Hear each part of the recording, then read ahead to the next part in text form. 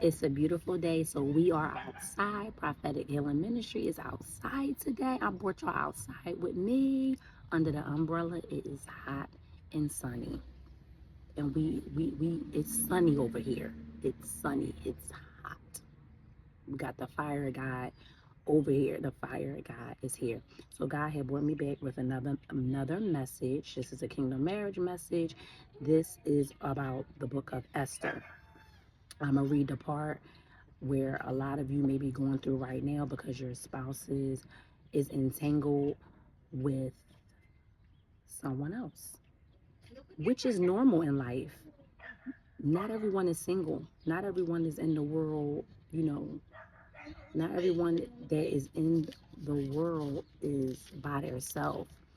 Um, but God knows that He set aside that He has that special one, that special person for a man of God or a woman of God. And that He already has the end date. He already know when He's going to bring you two together. Let's just keep it funky and keep it real. Let's keep it honest. Some men, everybody's story is different. Everybody's story is different. Someone is meeting someone for the first time. That God had them go out on an assignment and meet. Some of them have someone coming in from their past. You will know because God will have put it in your spirit. Don't let the enemy shut you up. Don't let the enemy blindside you and confuse you and say no. Do with the Lord. You don't have to expose your business or your testimony. Keep it to yourself until it come full circle, until it come together, until it is manifested here on earth, because you have people that God didn't give the revelation He gave to you about your God ordained spouse. Keep it shh, hush, hush between you and God. You know what He has told you about. So we are reading Esther 1:16. Then Memucan, I might have butchered that, replied, but you can read it for yourself. Reply in the presence of the king and the nobles, Queen Vashti has done wrong. This is for someone that kingdom husband basically is with a counterfeit, someone that God has called them away from, someone that is just unclean, someone just God said no to this situation.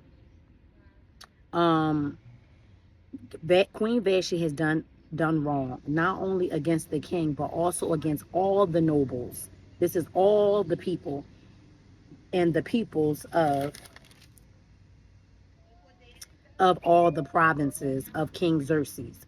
For the queen's conduct, conduct will become known to all the women, and that so they will despise their husbands and say, King Xerxes commanded Queen Vashti to be brought before him, but she would not come. See, it was going to spread around like gossip what Vashti had done because they seen it was out in the open what has been done with Vashti, denying King Xerxes. This very day, the Persian and the Median women of the, what is it, nobility who have heard about the queen conduct will respond to all the king's nobles in the same way. So when they see one woman disrespecting a man, everybody start disrespecting the man. No one has respect for these men. So they all will start doing it because they'll think it's okay because Vashti got away with it. And this was what was delivered to King Xerxes, what had happened, what Vashti had done. That's the same thing as with us women, the women we have grew up around, the women, the aunts, the grandmothers, the moms, disrespecting men, not having no respect for men, not seeing marriages in the home and things like that, not seeing successful marriages at that. Everyone would start, it's like a trend. Everyone would do the same thing. It's a pattern, it's a curse of what your ears and your eyes have seen, that it's okay to just not honor and respect a man, to not submit to a man. And God is bringing that back. God is fixing and changing those things for a lot of women that is in alignment, that is standing, that is waiting, that has been pruned and cleansed by the Lord, has been taught by the Lord how to love and respect and honor their husbands before they even get here. It says there will be no end of disrespect and discord. Therefore, if it pleases the king, let him issue a royal decree and let it be written in the laws of Persia and Media, which cannot be repealed, that Vashti is never again to enter the presence of King Xerxes. She was done. She was done. Also, let the king give royal position to someone else who is better than she.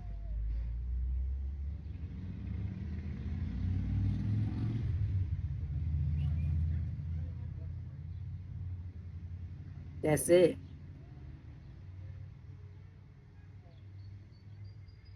And after that decree was made, then all the women will respect their husbands, from the least to the greatest.